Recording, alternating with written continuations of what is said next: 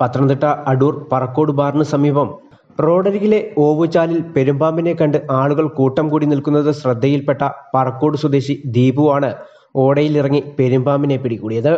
മദ്യലഹരിയിലായിരുന്ന ദീപു തുടർന്ന് പെരുമ്പാമ്പിനെ കഴുത്തിലിട്ട് റോഡരികിൽ അഭ്യാസ പ്രകടനം നടത്തുകയായിരുന്നു.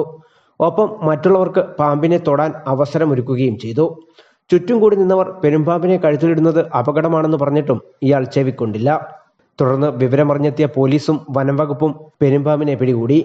അശാസ്ത്രീയമായി പെരുമ്പാമ്പിനെ പിടിക്കുകയും പൊതുജനമധ്യത്തിൽ പ്രദർശിപ്പിക്കുകയും ചെയ്തതിന് വന്യജീവി സംരക്ഷണ നിയമപ്രകാരം ദീപുവിനെതിരെ കേസെടുക്കുകയും ചെയ്തു. News bureau, Pathanamthitta.